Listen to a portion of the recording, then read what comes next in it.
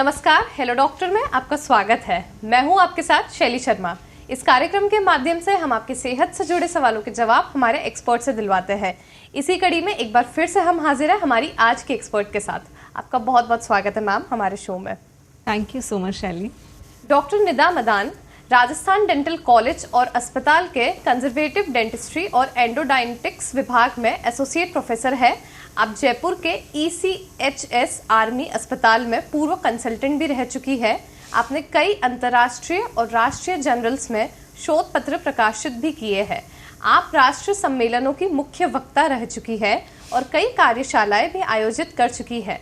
आपको 2017 और 18 में IDA जयपुर शाखा द्वारा उत्कृष्ट दंत चिकित्सक पुरस्कार से भी सम्मानित किया गया है। एक बार फिर से मैम आपका स्वागत है। Thank you so much. Thank you. बढ़ते हैं सवालों की तरफ। पहला प्रश्न है, मेरे दांतों के किनारों पर काला और पीला दाग दिखता है। मैंने 10 साल पहले रूट कैनाल ट्रीटमेंट करवाया था और फिलिंग भी है। कृपया घरेलू उपचार बताएं जिससे ये दाग कम हो सके। मीनल जैन का ये सवाल आया है। मीनल, आपका सवाल ये है कि आपके उस पर डिपॉजिट्स हैं दांतों पर, पीले और काले रंग के।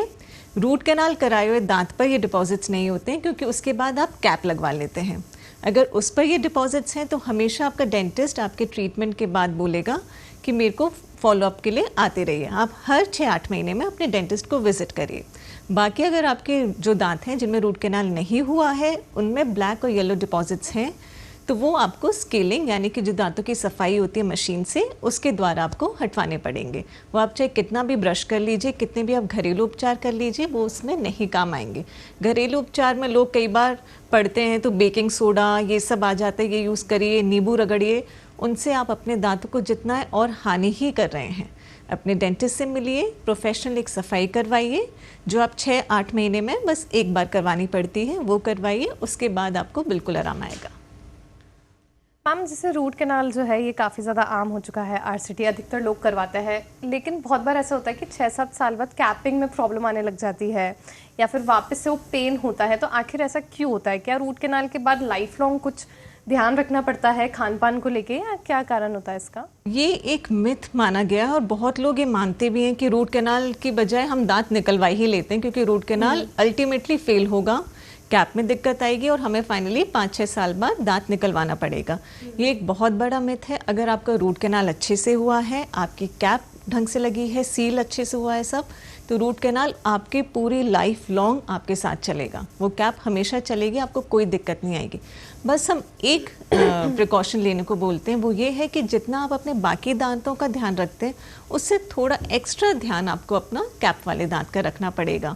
क्योंकि हमारे जो नॉर्मल जो नेचुरल दांत हैं वो सेल्फ क्लेंजिंग होते हैं, वो अपने आप सफाई कर लेते हैं। लेकिन कैप के आसपास थोड़ा सा खाना फंसने की दिक्कत ज़्यादा हो जाती है। सो रेगुलर फॉलोअप्स दीजिए अपने डेंटिस्ट को, रेगुलर विजिट करिए, तो आपका जो रूट कैनाल वाला दांत है वो लाइफ लॉन्ग आपके साथ रहेगा। यानी प्रॉपर केयर करने से जो कैपिंग है वो कभी खराब नहीं होती, बस आपको थोड़ा सा एक्स्ट्रा केयर करने की जरूरत होती है उस दांत को जिस पे आपने ट्रीटमेंट लिया है। जी बिल्कुल। बढ़ते हैं अगले सवाल पर। मेरे आगे के दांतों पर अक्सर पीला रंग और भूरे दाग हो जाते हैं जो दिखने में खराब लगते हैं। इसका क्या इलाज संभव है? बार बार दांत साफ करवाने से दांतों को क्या नुकसान हो सकता है? कार्तिक का ये सवाल आया है। कार्तिक, अगर आपके पीला या भूरा रंग अगर आपके दांतों पर जम रहा है तो उसका एक बार आप कारण भी देखिए। स्मोकिंग भी उसका रीज़न हो सकता है। अगर आप रेगुलर स्मोक करते हैं उस वजह से भी ये डिपॉजिट्स आपके दांतों में हो रहे हैं। उसके अलावा आप जो कह रहे हैं सफाई में कोई नुकसान नहीं है अगर आप एक प्रोफेशनल से सफाई करवाएंगे। लोग कहते हैं कि दांतों की सफाई के बाद मेरी सेंसिटिविटी बढ़ गई, मेरे दांत हिलने लग गए, दांतों के बीच में गैप्स आ गए। ये सब मिथ हैं। अगर आप एक ढंग के डेंटिस्ट से सफाई करवाएंगे तो आपके दांत को कोई डैमेज नहीं होगा। अब आप सोचें कि हमारा दांत है, उस पर ये गंदगी हमारी जम गई बहुत टाइम से। अब आप उस गंदगी को जमने दे रहे हैं। जिस दिन वो गंदगी हटेगी, एक लेयर है, एक जैकेट है, जिस दिन हटेगी थोड़ा सा झंझनाहट तो होगी, 2-3 दिन रहती है, उसके बाद आप एकदम नॉर्मल हो जाते हैं। तो वो आप सफाई करवाइए। 6-8 महीने में हम सबको बोलते हैं कि आप दांतों की सफाई करवाइए, वो ज़रूरी है। जी बिल्कुल। तो मैम, जैसे आजकल छोटे बच्चे हैं, इनमें भी काफ़ी ज़्यादा दिक्कत होने लग जाती है दांतों की। बच्चों में भी पीलापन बहुत बढ़ता है, तो क्या जो क्लेंजिंग होती है उसकी कोई एक उम्र तय है या बच्चे भी क्लेंजिंग वगैरह करवा सकते हैं अपने दांतों की? बच्चे भी करवा सकते हैं, लेकिन हम हमेशा पेरेंट्स को बोलते हैं कि फर्स्ट विजिट आपके बच्चे की डेंटिस्ट पे तब होनी चाहिए जैसे ही उसका पहला दांत आए या उसका फर्स्ट बर्थडे पे आप डेंटिस्ट के पास जाइए। वो एक बिल्कुल परफेक्ट टाइमिंग है डेंटिस्ट से मिलने की आपके बच्चे के लिए। उसके अलावा हम क्या करते हैं कि बच्चे को खुद ब्रश दे दिया कि वो अपने आप धीरे धीरे सफाई कर रहा है। जब तक वो 6-7 साल का नहीं हो जाता प्लीज़ आप मॉनिटर करिए। 2-3 साल तक तो आप कराइए उसे कि दोनों टाइम आप ब्रश करा रहे हैं। उसके बाद अगर आप उसको भी दे रहे हैं कि ब्रश वो खुद करे, मॉनिटर आप करेंगे कि वो कैसे कर रहा है। एक बार उसने कर लिया शौक में, जैसे उसको ठीक है आपने खुद करवा दिया उससे, उसके बाद आप लीजिए एक बार ब्रश और उसके सारे दांत साफ करिए। फिर भी आप डेंटिस्ट को मिलेंगे तो हम सफाई करवा सकते हैं बच्चों में। यानी बहुत सारे पेरेंट्स जिनको लगता है कि बच्चे खुद से सीख सकेंगे इसलिए वो उन्हीं को डेंटल हाइजीन पे करने देते हैं, लेकिन जैसा मैम ने बताया 5 से 6 साल तक आपको बच्चों का डेंटल हाइजीन मॉनिटर करना बहुत ज़्यादा ज़रूरी है, क्योंकि ये बहुत सेंसिटिव एज होती है। और अधिकतर हम देखते हैं कि छोटे बच्चों में जो प्रॉब्लम शुरू होती है वो इसी एज से स्टार्ट हो जाती है, दांतों की जो प्रॉब्लम होती है, और वही आगे जाके कुछ ना कुछ बीमारियों का भी रूप लेती है, क्योंकि 10-11 साल में भी बच्चों को कैविटी की दिक्कत हो जाती है, फिलिंग की समस्या होने लग जाती है। तो इसीलिए कम उम्र से ही अपने बच्चे का डेंटल हाइजीन को लेकर आप लोग सतर्क हो जाइए।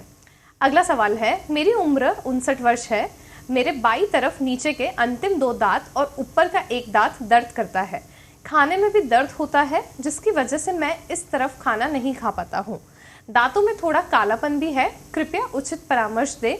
रमेश शर्मा का यह सवाल आया है।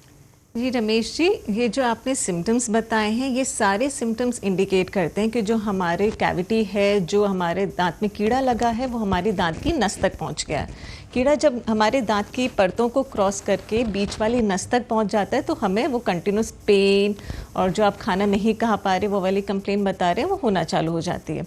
तो ऐसे में आप कितना भी कुछ भी खुद करते रहेंगे आप अपनी परेशानी बढ़ा रहे हैं।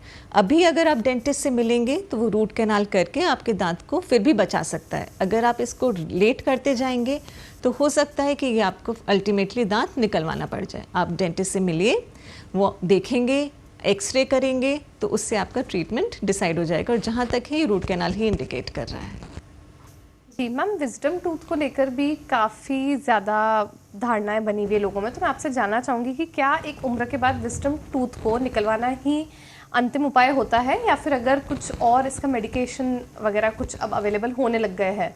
जी एक्चुअली क्या है कि अगर हम इवोल्यूशन देखें तो पहले क्या होता था, जबड़े का साइज़ बहुत बड़ा होता था। अब धीरे धीरे इवोल्यूशन में जबड़े का साइज़ छोटा होता जा रहा है। अब हमारा जो विजडम टूथ है वो सबसे आखिरी में आता है। सारे दांत आ जाते हैं, विजडम टूथ आखिरी में आता है, तो उसको निकलने की जगह नहीं मिलती। जब उसको निकलने की जगह नहीं मिलती तो अल्टीमेटली आसपास वाले दांतों पर प्रेशर लगाता है। तो ऐसे में हम कहते हैं कि हम करीबन 25 साल तक 26 साल तक वेट करते हैं कि अगर आपका विजडम टूथ नहीं निकला है तो एक्सरे करके देखते हैं। तो हम यही कहते हैं कि उसको निकलवाना ही बेटर ऑप्शन है, क्योंकि वो खुद तो किसी काम आ नहीं रहा है, या तो वो टेढ़ा पड़ा है, लेटा हुआ है, टेढ़ा मेढ़ी जगह से आने की कोशिश कर रहा है, लेकिन कई बार वो इतना ज़्यादा प्रेशर लगाता है पास वाले दांत में कि वहाँ खाना फंस के आपको दर्द, सूजन और पास वाला दांत में भी कीड़े लग जाते हैं। तो इसलिए हम कहते हैं कि टाइम लगते ही, जैसे ही आपका डेंटिस्ट अगर रिकमेंड कर रहा है कि आप इसको निकलवा लीजिए तो आप निकलवा लीजिए, नहीं तो वो पास वाले दांत को भी डैमेज कर देगा।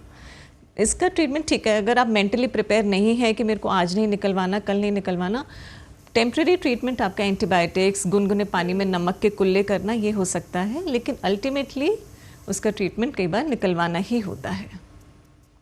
यानी ये ही एक लाइफ लॉन्ग बेटर ऑप्शन है कि अगर आप विजडम टूथ को समय रहते निकलवा दें, क्योंकि बहुत सारे लोग सालों साल एंटीबायोटिक्स लेते जाते हैं तो उससे भी कहीं ना कहीं शरीर पर नकारात्मक असर तो पड़ता ही होगा, क्योंकि एंटीबायोटिक्स हम सब जानते हैं कि ओवरडोज लेने से काफ़ी ज़्यादा प्रॉब्लम्स क्रिएट करती है।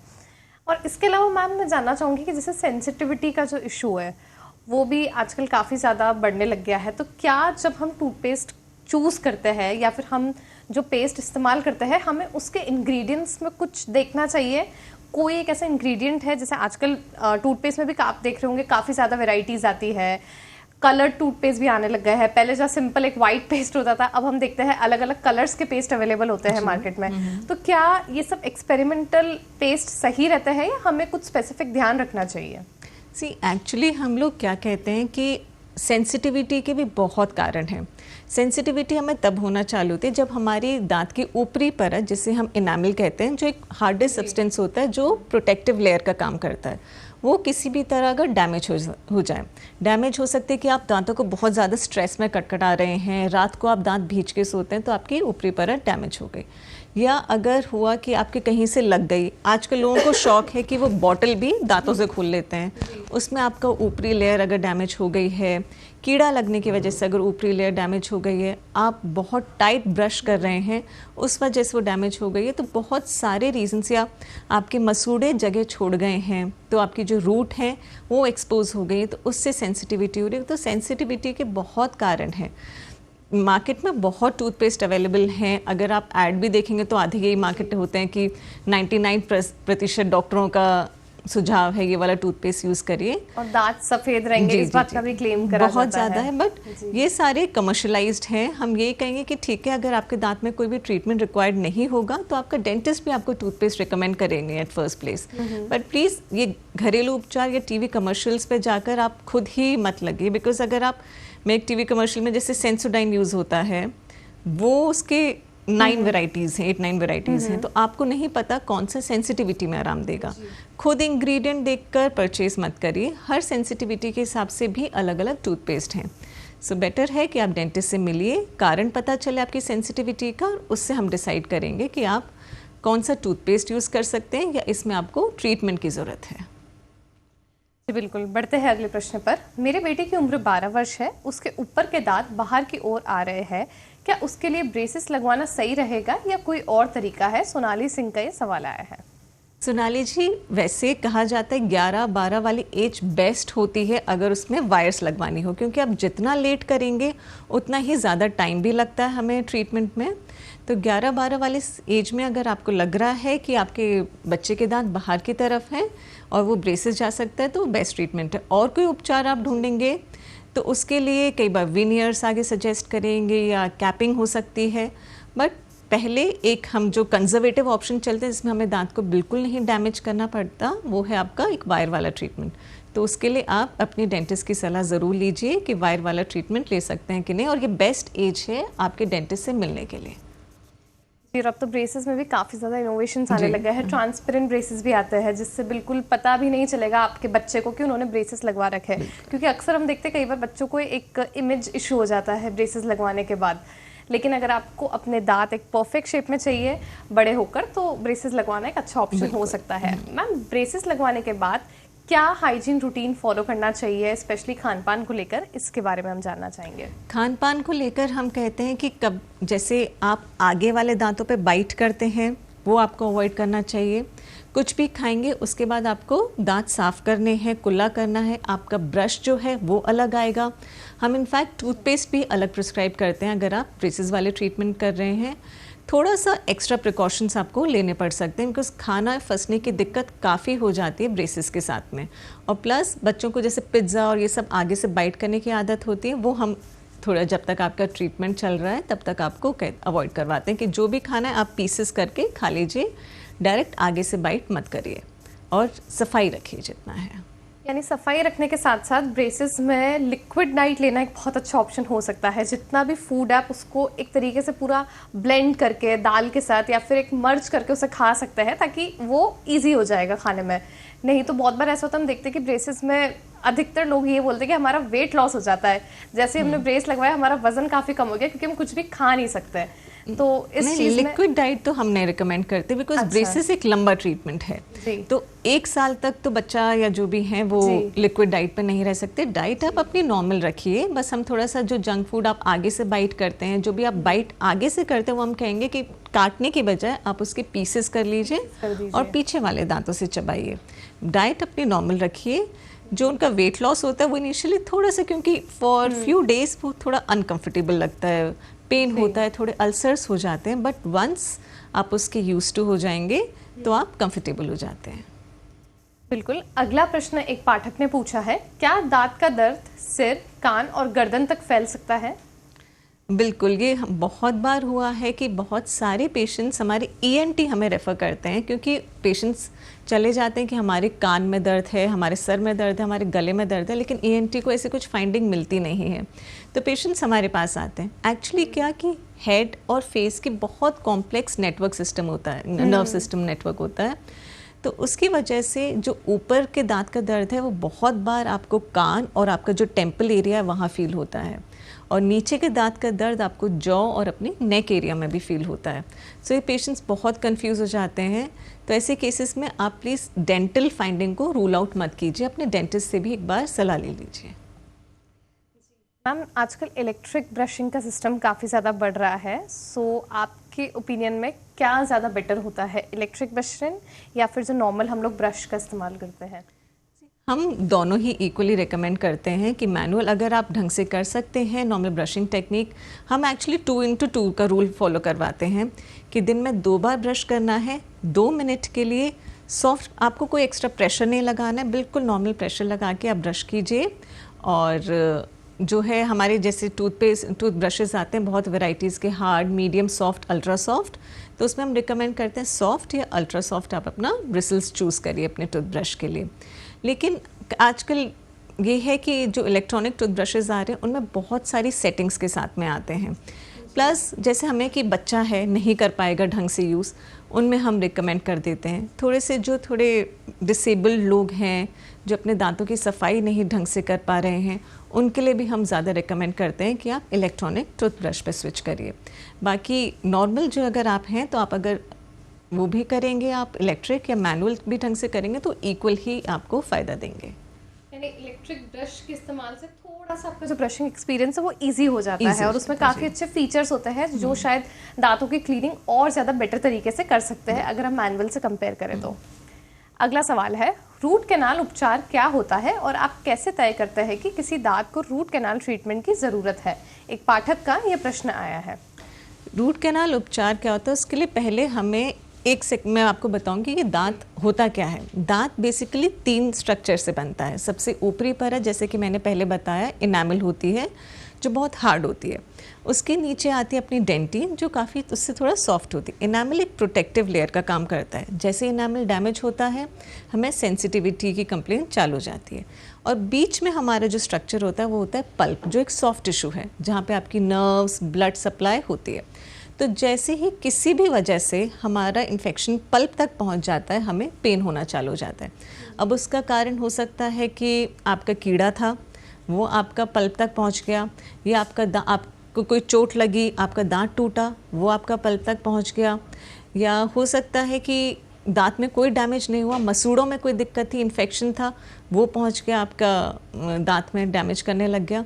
तो जब ये सारे फीचर्स होते हैं और पेशेंट हमारे साथ कंप्लेन के साथ आता है कि मेरे को जो है कंटिन्यूस पेन है, कंटिन्यूस सेंसिटिविटी है, हॉट, कोल्ड, ठंडा, मीठा, खट्टा, इससे कंटिन्यूस में हम ये कहेंगे कि जैसे मैंने पानी पिया उसके बाद भी मेरे को बहुत घंटे तक सेंसिटिविटी चलती रही, दर्द होता रहा, मैंने चाय ली, मेरे को बहुत दर्द है, सोते टाइम मेरे को दर्द है दांत में, ये सब फीचर्स। या कई बार पेशेंट्स कहते हैं कि मेरा दांत जो है उसका कलर चेंज हो रहा है, पेन नहीं है लेकिन कलर चेंज हो रहा है, तब भी हम RCT इंडिकेट करते हैं। और एक फुंसी जैसी, जिसे हम साइनस कहते हैं, वो हमारे मसूड़ों पे बनने लग गए जिसमें से पस निकल रही है। ये सारे इंडिकेशंस हमें इंडिकेट करते हैं कि इसमें शायद रूट कैनाल ट्रीटमेंट हो सकता है। तो इसमें हम क्या करते हैं, जो बीच का मैंने आपको बताया पल्प होती है, उसमें नसें होती हैं, तो हम नसें को क्लीन करके एक आर्टिफिशियल इनर्ट मटेरियल वहाँ भर देते हैं। ऊपर से हम उसको अच्छे से सील और पैक कर देते हैं कि आपका दांत मुंह में है ज़रूर, वहाँ पे मौजूद है, लेकिन अब उसमें कोई भी सेंसिटिविटी या कोई भी कुछ भी नहीं फील होगा। वो अपना काम करेगा, चबाने का सब होगा, बट उसमें कुछ भी ठंडा गर्म कुछ भी कंप्लेन आपको नहीं होगी। वो चीज़ होता है। जी बिल्कुल, अब आपको समझ में आ ही गया होगा कि RCT का जो पूरा प्रोसेस होता है ये क्यों ज़रूरी है, और इस प्रोसेस के बाद आपके जो दांत है वो किस तरीके से पूरी ज़िंदगी के लिए एक सेफ हो जाता है। अगर आप अच्छे से कैपिंग लगवाएंगे तो हो सकता है कि दोबारा कभी आपको कुछ पेन भी ना हो उस दांत में, और आप आराम से सब कुछ खा पी सकते हैं नॉर्मल रूटीन की तरह। मैम अधिकतर बार हम देखते हैं कि ब्रशिंग के दौरान मसूड़ों से खून आने लग जाता है और लोग इसको इग्नोर करते हैं, उन्हें लगता है ये आम सी बात है। तो क्या ये आगे जाके किसी गंभीर बीमारी का रूप ले सकती है मसूड़ों से खून आना? बिल्कुल, एक्चुअली क्या कि ये एक one of the major complain भी होती है हमारे पेशेंट्स की कि मैं जब ब्रश करता हूँ या कुछ भी हार्ड चीज़ पे खाता हूँ तो खून आता है, या खून आना, या वो कहते हैं कि मुंह से बदबू आना, या मसूड़े फूल रहे हैं, अधिक लाल दिख रहे हैं। तो ये सारे इंडिकेट करते हैं कि आपके मसूड़ों में प्रॉब्लम है। तो ये चीज़ हमें इग्नोर नहीं करनी है कि शायद घरेलू उपचार से आराम आ जाएगा या मेरे को वैसे ही आराम आ जाएगा। आप प्लीज़ इनकी सफाई करवाइए, क्योंकि हम ये चीज़ अब मानिए आप खाना खाते हैं तो आप अपने हाथ धोते हैं, राइट, कि कोई भी इन्फेक्शन अंदर ना जाए। आप वहीं सोचिए कि आपके मुंह में इतनी गंदगी है और आप खाना खा रहे हैं, तो जो गम्स में स्पेशली जो हम कहते हैं जो गम्स के बैक्टीरिया होते हैं वो ब्लड स्ट्रीम से आपके हार्ट तक भी जाते हैं। तो जिन लोगों में गम डिजीज़ ज़्यादा होते हैं, कि गम डिजीज़ जिसे हम जिंजिवाइटिस कहते हैं वो ज़्यादा होते हैं, उनमें हार्ट डिजीज़, एंडोकार्डाइटिस, एथेरोस्क्लेरोसिस के चांसेस 2 से 3 टाइम्स ज़्यादा होते हैं नॉर्मल से। इसलिए हम कहते हैं कि सिर्फ दांत अपने मुंह के लिए साफ़ ना करवाएं, फुल बॉडी उस पर डिपेंडेंट है। इनफैक्ट प्रेगनेंसी में हम कहते हैं कि दांत साफ़ करवाइए, बिकॉज ये जो हमारे हैं प्रीमेच्योर बर्थ, इन सब के चांसेस बहुत कम हो जाते हैं अगर आपके दांत साफ़ हैं तो। और फिर इन्हीं प्रॉब्लम्स की वजह से पूरा सिस्टेमिक इफ़ेक्ट हो जाता है। आपके दांत भी फिर लूज़ पड़ेंगे, जल्दी गिरने लग जाएंगे, मुंह से बदबू आना, ये सब सिम्टम्स एक साथ एसोसिएटेड रहते हैं उसके लिए।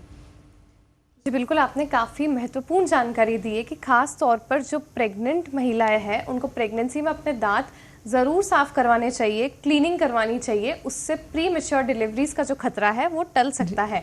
इसके साथ ही अगर आपके मसूड़ों से खून आ रहा है तो इस बीमारी को बिल्कुल नज़रअंदाज मत करिए, नहीं तो आगे जाके आपको दिल से जुड़ी बीमारियां भी हो सकती है।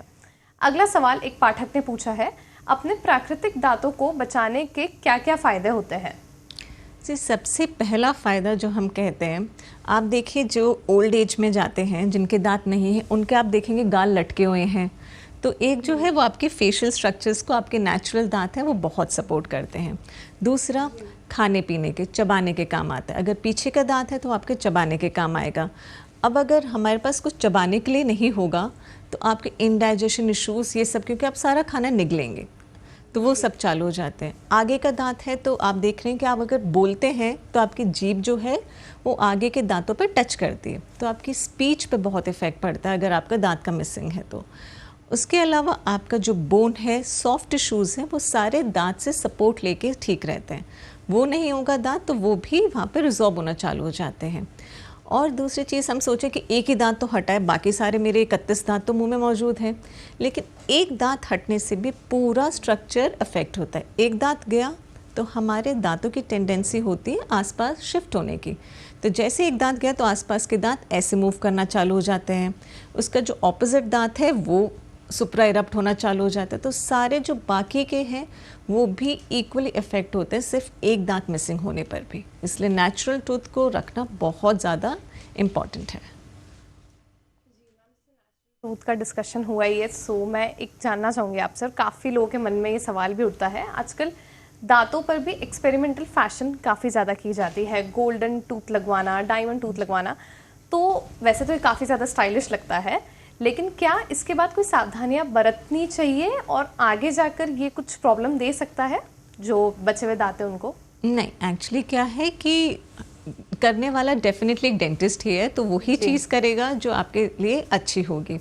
तो आजकल फैशन में है तो ज्वेलरी जिसे कहते हैं कि एक डायमंड लगवा लेते हैं, वो एक रिवर्सिबल प्रोसीजर है कि आपने, ठीक है, आपने लगवा लिया, आपको पसंद नहीं आया तो आप वैसे के वैसे हटवा लेंगे और आपका दांत एकदम वैसा ही होगा जैसे वो पहले था।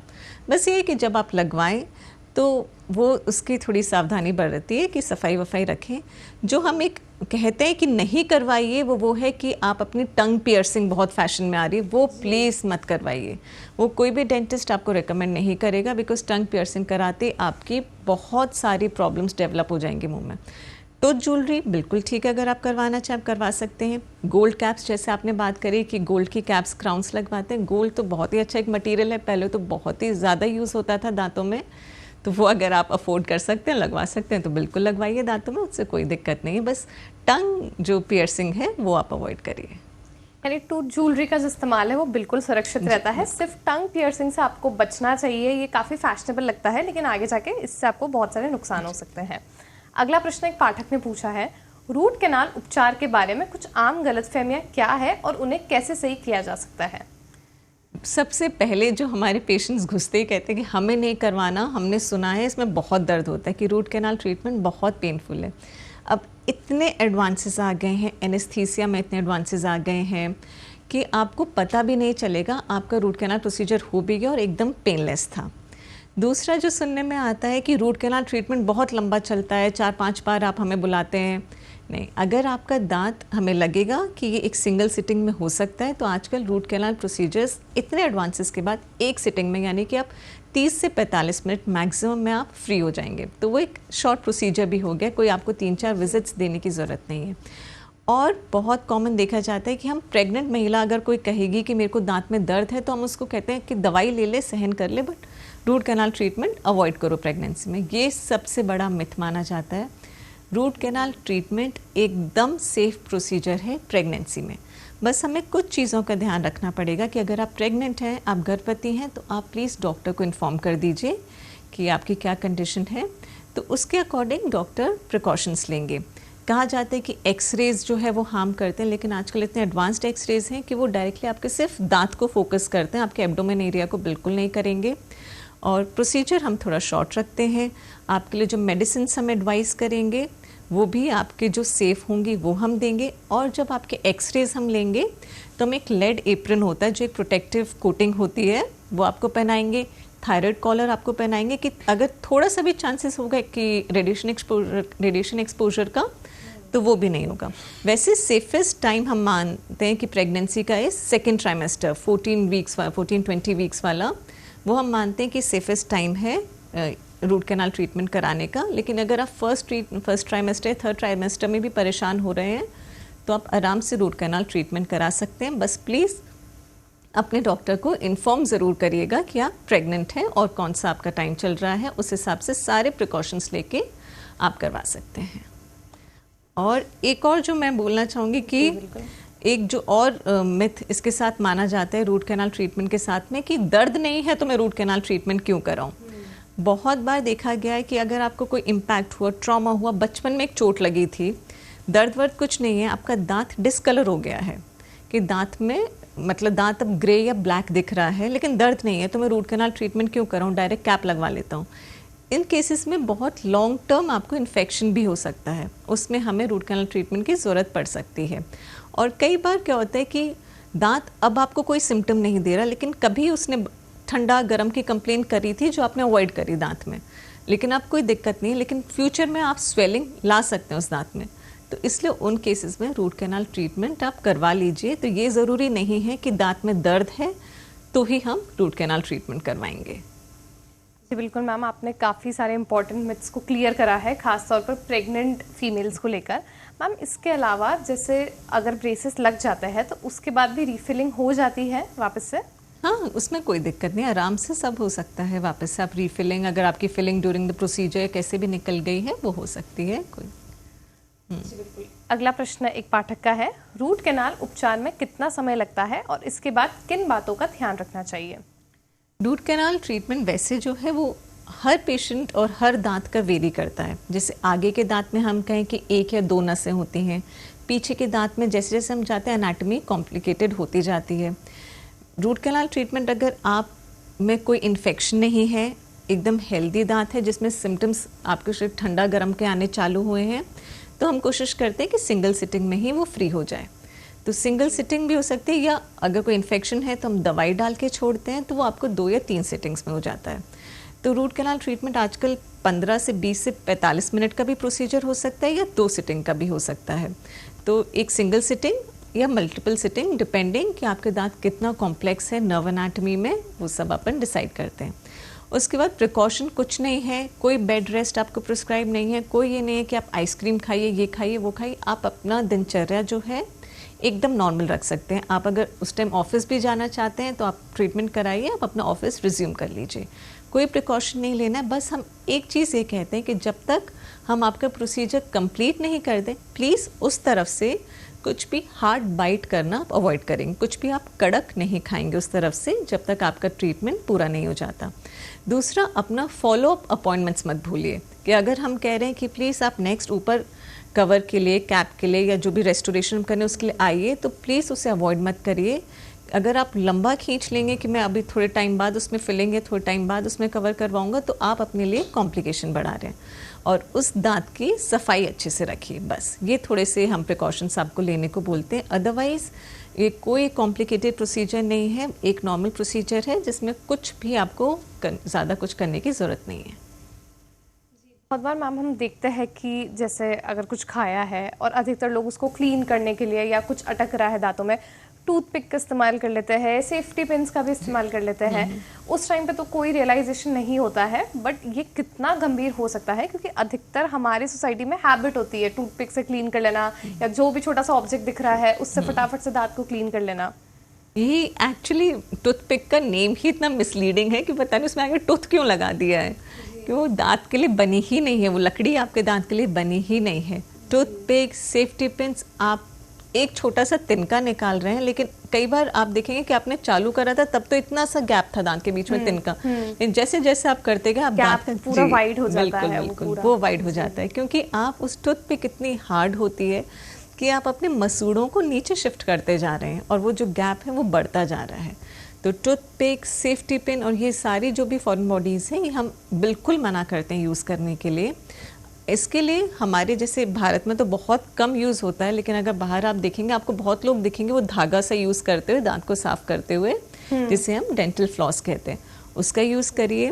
वो अगर आपको लगता है कि वो आप धागा इतना कॉम्प्लिकेटेड है, आप कहीं बैठ के वो यूज़ नहीं कर सकते, तो आजकल वो एक फ्लॉस पिक के फॉर्म में आता है, ऐसे एक छोटे एक हैंडल के साथ में आगे अटैच होता है, तो वो आप यूज़ करिए। वो बिल्कुल एक पतला सा धागा सा होता है जिससे फ्लॉस कहते हैं, वैक्स की कोटिंग होती है, वो आपके दांत को बिल्कुल हार्म नहीं करेगा, आपके दांतों का गैप्स भी नहीं बढ़ाएगा। वो बना है आपके बीच के दांतों के बीच की सफाई के लिए, क्योंकि सबसे ज़्यादा अगर हम कैविटीज़ देखें तो कैविटीज़ या तो दांत के ऊपरी सरफेस जो बाइट करने के काम आता है उस पर दिखती है, या दो दांतों के बीच में, क्योंकि हम ब्रश से बाहर का तो सब क्लीन कर लेते हैं, लेकिन जो दांतों के बीच का सब जो रहता है सरफेस वो हमसे क्लीन नहीं हो पाता, तो वहीं सबसे ज़्यादा कैविटीज़ मिलती हैं। तो वो चीज़ प्लीज़ आप टूथपिक और ये मेटल सेफ्टी पिन्स लेकर उसे बढ़ाएं नहीं। फ्लॉस का यूज़ अपनी डेली करिए, कि अगर टूथब्रश कर रहे हैं तो दिन में एक बार फ्लॉस भी आप करेंगे। यानी डेंटल फ्लॉस जो है, जो फ्लॉ पिक के रूप में भी आ रहा है, वो दांतों के लिए पूरा सेफ रहता है, आप उसे रोज़ इस्तेमाल कर सकते हैं। मैम, वाइटनिंग और क्लीनिंग, इनको लेके भी काफ़ी ज़्यादा मिथ्स होता है। अधिकतर लोग बोलते हैं कि हाँ क्लीनिंग करवा लेना चाहिए, लेकिन वाइटनिंग से बचना चाहिए, क्योंकि वाइटनिंग के बाद अगर आप कुछ कोल्ड ड्रिंक्स ले लेते हैं या कोई भी सॉफ्ट ड्रिंक्स लेते हैं तो उसका कलर वापस से दांतों के ऊपर चढ़ जाता है। तो क्या ये सब एक मिथ है, या वाइटनिंग के बाद वाकई में आपको नॉर्मल से ज़्यादा केयर करनी पड़ती है? हाँ, एक्चुअली ये ठीक है कि हमें वाइटनिंग, क्लीनिंग के बाद भी हम इनफैक्ट थोड़ी केयर करने के लिए आपको बोलते हैं कि 3-4 डेज़ ये जो स्टेन करने वाला खाना है ये आप नहीं खाएंगे, टी कॉफ़ी थोड़ी अवॉइड करेंगे, और अगर टी कॉफ़ी आप ले रहे हैं तो स्ट्रॉ का यूज़ करिए कॉफ़ी के साथ में, टी के बाद रिंस कर लीजिए ताकि वो एक डिपॉजिट ना बनाए। ये सब है, लेकिन वाइटनिंग के साथ एक्स्ट्रा प्रिकॉशंस इसलिए करे जाते हैं कि उसमें हम एक केमिकल का यूज़ कर लेते हैं आपके दांत को वाइट करने के लिए, तो थोड़ा सेंसिटिविटी ज़्यादा हो सकती है। इसलिए अगर आपका कोई मेजर डे है कि हमें शादी से पहले मैं वाइटनिंग करा रही हूँ या कोई बड़ा इवेंट है लाइफ का, तो हम कहते हैं कि प्लीज़ हमें 2 वीक्स का टाइम दें, 2 वीक्स पहले आप अपनी वाइटनिंग करवा लीजिए ताकि थोड़ा सेंसिटिविटी या जो भी उसके बाद छोटे मोटे कॉम्प्लिकेशंस होते हैं वो आपके सॉल्व हो जाएं। वाइटनिंग भी ओवर द काउंटर भी आती है कि आप अगर ये केमिस्ट के पास जाएं, वाइटनिंग स्ट्रिप्स ले लिए, वाइटनिंग जेल्स ले लिए, तो वो आप यूज़ मत करिए। आप डेंटिस्ट से मिलिए, वो अपने इन ऑफिस जो ब्लीचिंग होती है वो आपके करेंगे, तो उनमें थोड़े कॉम्प्लिकेशंस कम पाए जाते हैं। उसके बाद भी ये ठीक है कि 3-4 डेज़ जो भी स्टेन करने वाले, जो भी फूड अपना कलर छोड़ते हैं, वो हम आपको यूज़ करने के लिए मना करेंगे और एक डिसेंसिटाइजिंग पेस्ट प्रिस्क्राइब करेंगे सेंसिटिविटी कंट्रोल करने के लिए। बट दोनों प्रोसीजर यानी कि क्लीनिंग और वाइटनिंग, दोनों प्रोसीजर्स एकदम सेफ हैं। बिल्कुल मैम, आपका बहुत बहुत शुक्रिया हमारे साथ बने रहने के लिए। हमें पूरी उम्मीद है कि जितना भी आपने डेंटल हाइजीन को लेके बताया है, मिथ्स को तोड़ा है, वो हमारे दर्शकों के लिए, पाठकों के लिए बहुत कारगर साबित होने वाला है। आपका बहुत बहुत धन्यवाद। मिलते हैं हेलो डॉक्टर के अगले एपिसोड में अगले एक्सपर्ट के साथ। शुक्रिया। Thank you so much.